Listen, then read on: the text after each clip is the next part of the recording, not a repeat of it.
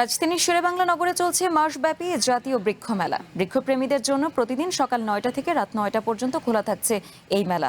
দেশি বিদেশি ফলের দুর্লভ সব চারা সহ এখানে আছে ২৫০০ প্রজাতির গাছ।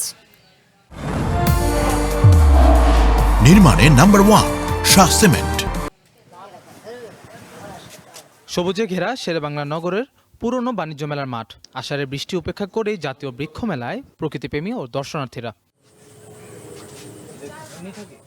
বিক্রেতারা বলছেন, এবারের মেলায় বনসাই ও ইনডোর সহ নানা জাতের ঘর সাজানোর প্ল্যান্টের দিকে আগ্রহ বেশি ক্রেতাদের।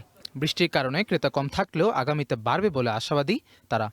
যারা একটু ঘর সাজাতে পছন্দ করে, সবুজ ভালোবাসে, ঘরে রাখতে চায় সবুজকে, তারাই মূলত কালেক্ট করে। ৩০ বছরের একটা গাছ অনেক বড় হয়, এই গাছটাকে একটা ছোট পাত্রের ভিতরে রাখা এবং জীবিত রাখা এবং লুকেটেড করা, আমরা মনে করি প্রাকৃতিক দুর্যোগ কাটিয়ে উঠে আমরা খুব ভালো একটা অবস্থানে আসব।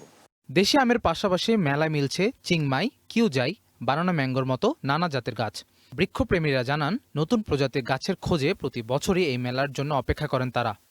এবারের আসলে অনেক ভ্যারাইটি ধরনের ফলের গাছ এসেছে এবং সুন্দর, আয়োজনটা অনেক সুন্দর হয়েছে। এখানে অনেক জাতের আম দেখলাম। এইটা তো মানে এইরকম মেলা না হলে কেউ দেখতে পাবে না। অনেক জায়গা হলে তো আরো ভালো হয়, কারণ সবাই তো এসে দেখতে পারে না।